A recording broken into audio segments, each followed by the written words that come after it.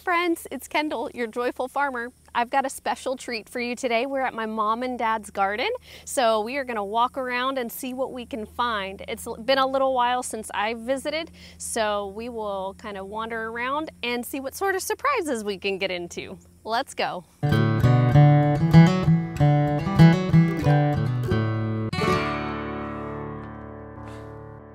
So my parents built a home here on our property a couple of years ago, and they've really enjoyed being out here in the country, and they've added a garden space over here that they've really enjoyed working on the past couple of years. So this is a pretty cool garden space. It's probably about 30 feet by 30 feet.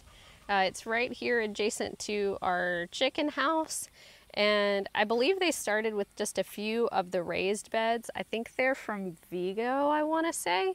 And then they also have some in-ground beds that this year they added some wood just to kind of serve as a barrier to make them a little bit of a raised bed and keep the soil up off of the wood chips. And then they've got wood chips all along the pathways. So it looks pretty nice and neat. Hey, Leia. Leia is Luke's sister, not biological sister, but Leia came first, and then Luke was later. Leia is not as much of a love bug as Luke is, that's for sure. As soon as you walk through the gate, you can see her vertically trellised squashes. So she's got a cattle panel set up on T-posts, and I love to use this method for tomatoes, but she's found it works well for her for squashes, and so that's what she does. She takes really good care of her squash plants, my mom does. So you can see she's got a white scallop squash there. But she vertically trellises them and keeps the leaves nice and pruned. And she gets out here and hunts for squash bugs every single day. She's really, really diligent about it. So she has pretty much won the battle against squash bugs this year. So if you've wondered if that's possible, it is, if you're diligent enough. She'll also get out here with her little handheld vacuum, and she'll vacuum up the cucumber beetles that she sees, which is pretty cool. Oh my goodness. So here's a borage, and then you can see all these little, I bet you these are volunteers. They're little borage sprouts. That's too funny. Borage is one of those that if you let it go to seed, it will spread pretty easily if it has a chance to. And there's some more volunteers down here. If I had to guess, I'd say they're probably radishes. Little surprises. There's another nice borage plant. I know she did use those as companion plants this year for her squash. And there is a friend you guys have never probably seen before. That is Luke's sister. So if you've seen any of my other videos, you've probably seen Luke. He's the gray kitty with the stripes. This is his not biological sister, but his sister Leia. Hey, Leia. Leia. She'll be here hanging out with us. I'm sure Luke will probably show up as well. Anytime I'm out here, he'll follow me. So the butternut squash have been doing well for her. It looks like they're setting some butternuts, and she's got these little kind of produce bags that she's used as hammocks for them, which is really smart. And she's got some acorn squash as well that are coming on. That's pretty cool, but she's been vertically trellising them, and it's been working well for her. I've also used a cattle panel trellis in the past that's been an arch, and that's worked for them as well. Oh, there's Luke. Hey, Luke. Over here on this side, she's got some basil and some little kale plants up here. She's got some watermelon, and the watermelon's starting to go pretty wild over here. She's got it going up I hope that watermelon's not too big and heavy, but she's got some going up a cattle panel over here as well. She's got it bagged up to support it. I love her little hubcap decorations over here on the cattle panel wall. pretty cute. I think she was gonna try to turn them into flowers or make them look kind of like flowers growing up out of the ground. As for labels, she does like to print her labels and attach them. She's found that that's worked for her this year. This watermelon's an orange glow watermelon. Here's her Hale's Best Jumbo Cantaloupe. Hale's Best is a really good variety for here in Texas. And it looks like it's finally starting to set some fruit. Yay. It's kind of cool that her garden is right here next to the chickens. So we have a couple of really big chicken runs, and so the chickens and ducks hang out over here and they get treats from the garden pretty frequently.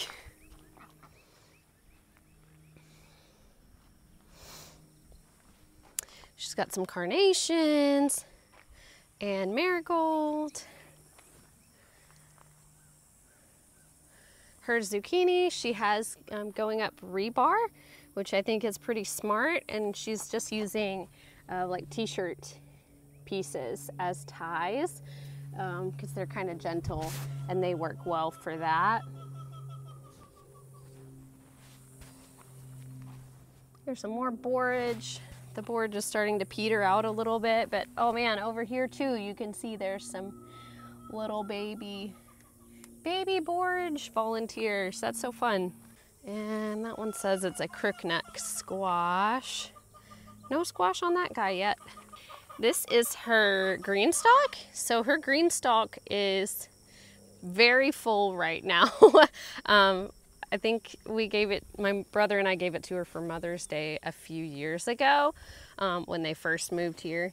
And it's really full at this point. There's some strawberry plants that are getting nice and big. Her tomatoes, we had some tiny varieties of tomatoes, little dwarf varieties that she put in here, and they've been making tomatoes for her. But yeah, overall lots and lots of strawberries.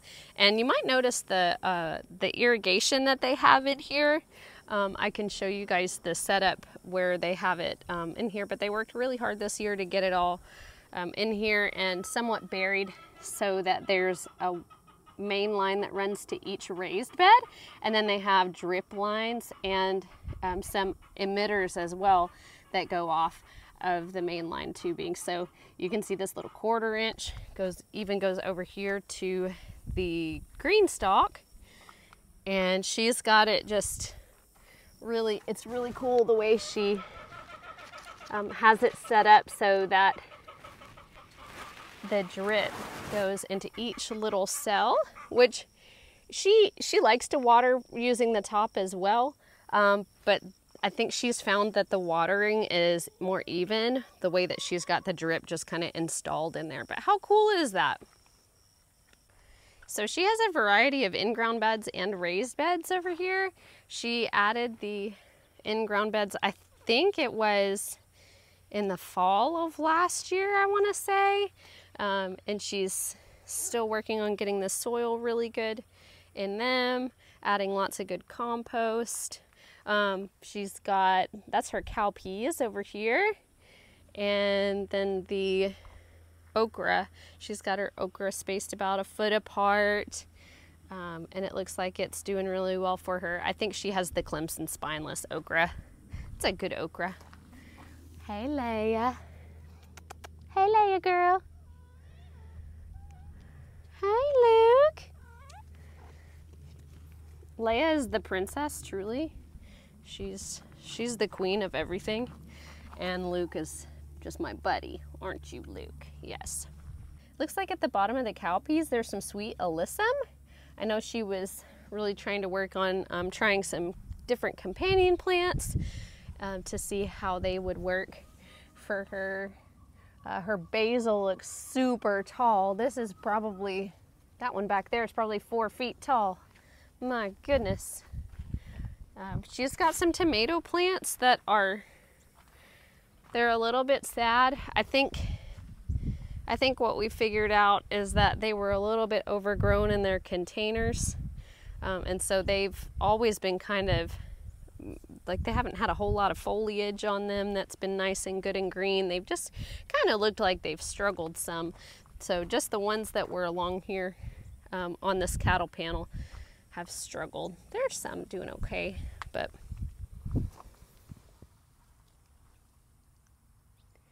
hey, Luke, what you doing? What you doing, guy? This lemon basil, if you've never grown lemon basil before, you should, because it smells so good. In fact, I might steal these to go make tea.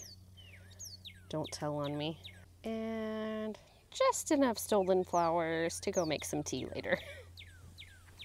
Purple Ruffles basil. I love Purple Ruffles basil. It's got more of a savory taste. It's not as sweet or a Genovese type basil, but it's really good for cooking. I love making pesto with it because it's a different flavor of the pesto, and some of the Purple Ruffles plants are so purple that you really get a purple pesto when you make pesto with it. So, but I love that Purple Ruffles basil. All right, in this raised bed, she's got some determinate tomatoes. So I believe these are Romas and San Marzanos. And they've kind of reached the end of their little life cycle. They're doing okay. Just trying to finish out their last flushes of tomatoes. I think this is her Chijimisai. So this is a pretty cool green. I had never heard of it until my brother, I guess, mentioned it to my mom. It's cold. I believe it's cold hardy and heat tolerant as well. So it seems to do well. So if you, and I think it tastes pretty good. I'm gonna test the Chijimisai real quick.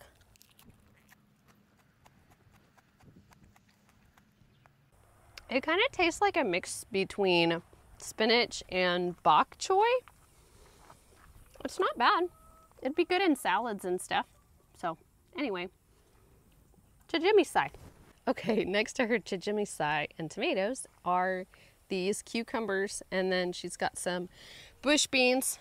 The cucumbers are finally like really taking off. I think she's had to trim them back some just because she's got 4 cucumber plants in this raised bed, and these raised beds are, I believe, 6 feet. 4 feet by 6 feet is the configuration that she's got these set up in. But the cucumbers are Market Moors, and she's been picking them a little on the smaller side, and they've been really tasty. She let me try one yesterday. They've been good. Her bush beans in her raised bed have been really ravaged by grasshoppers quite a bit. This is a new batch that I think they're probably maybe a month old at this point, but hopefully they'll kick it into gear and make some more delicious green beans for her. And then here on the other side of the cucumber forest, there's beets. She's got, it looks like golden beets down there actually. Over here she's got a couple of empty beds that she's just kind of keeping watered. And oh, there's a sage plant in here. Oh, that's a big sage plant. But she's kind of transitioning. She's going to use those for some of her fall veggies. So something kind of cool that she added to these beds is she's got these PVC frames that serve a lot of different purposes. So basically she's got rebar that is on each corner, and the PVC just slips over the rebar. She's got the clear plastic on the ends right now just as a windbreak, but also she can complete it and have clear plastic over the entire thing and create a little greenhouse cold frame effect over the raised beds, which is cool. And then when she's ready, she can also add another piece of PVC in the middle, and she can do insect netting over the entire bed to keep cabbage moths off of her brassicas. And of course you can add shade cloth on top as well. So they also set up in here the irrigation for the raised beds. That's new this year. They have a filter, so they've got the water that comes from, we are on city water, so that kind of is what it is, but the water comes in and they've got a filter. And then this is the same timer that we use out in our big garden. It's an auto watering timer, so you can set it to water 4 separate zones, and it helps to keep the water pressure up on each zone, and you can go a little bit further with your watering and your setup that way. So it looks like she's set it up where this is peppers, veggies, and then the in-ground space. And they've got the hoses that then link to the poly tubing. There's some main 1/2-inch poly tubing, and they worked really, really hard to get it all to where it distributes to each bed. And I believe she also added to each bed some valves. Let me find one. Oh, let me find one so you can see. She's got some of the valves, so you can actually shut these on and off. If you have a reason to shut off one line, you can do that and kind of shut off the individual drip lines. And those are drip tape.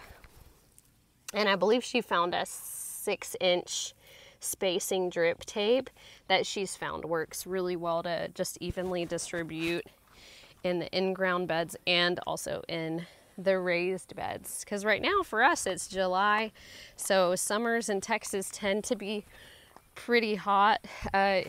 We would normally be in the 100s by now, but for some reason we are still nice and cool. Today it's like 82 degrees right now, and we've got high 90s in the forecast, and that's about it. So for us, that's pretty cool. We've had way more rain this July. We've had a few different rounds of rain, so we've had about 3 inches, and that's helped a lot, and it's kind of kept the weather a little bit cooler for us as well. But yeah, now that her irrigation's all set up, it's so much easier to just flip the water on, or just make sure that it's set up on the auto timer so that things get watered. It's just really, really efficient for her and helps a lot. And back here is the super hot pepper forest. These plants are really nice. These are my dad's babies. So he's grown super hot peppers now for, oh gosh, at least 15, 20 years at this point, I want to say. But he's found a lot of different varieties. He likes to let some of them cross, and he'll save seeds from his peppers, and he'll find new ones all the time. So there's some really cool ones. I am not the pepper expert, but he's got some of them labeled. Like this is the death spiral. This is a cool one. This one's called Orion. Those purple leaves are just gorgeous. Hey, Leia. This one is Black Panther. Okay. Oh, and not your typical pepper bloom. How pretty. Little purple stripes on the back. This bed might actually be my brother's. I know he's got some peppers that are up here, so I bet these are my brother's. This is Dragon's Breath. Oh, that's gnarly. It's got spikes on it. Oh, that's terrifying. And Blood Ghost. Blood Ghost. Oh my goodness. So all peppers that will burn your face off that I don't know much about, but there you go. This looks like this is his really special plant. It's called the Beast. They are really cool looking. Hornet Longtail. Another Orion. That one is Primotoli. And this is a Reaper Bootla cross. This guy's got a crazy shape to him. Wow. This one, this looks like it might be a 7-pot yellow. Yeah, 7-pot yellow.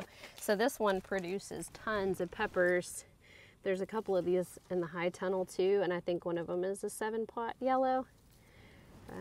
And that one, that is loaded.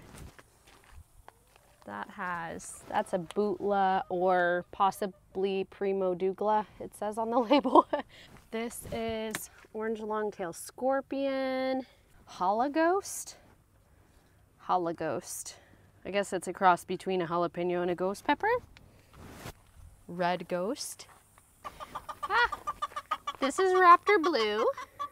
Raptor Blue is one of the oldest chickens we've got. She's a good girl. So here along this fence line, we have Malabar spinach and mint planted for them. They do pick at both of them. They enjoy, especially like the younger leaves on the Malabar spinach and the mint. Oh, these must be the bells and jalapenos. They're kind of on the smaller side. Looks like this bed has a need for some more nitrogen. And if that wasn't enough peppers for you, there's some more peppers. And it is getting a little bit hot out here, so I think I'll go find some water. I hope you enjoyed that little tour around my mom and dad's garden. I wish you joy on your journey, and I'll see you next time.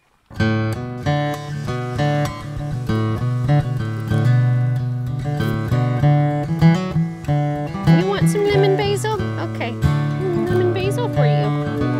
I'll share. Ooh, squishy.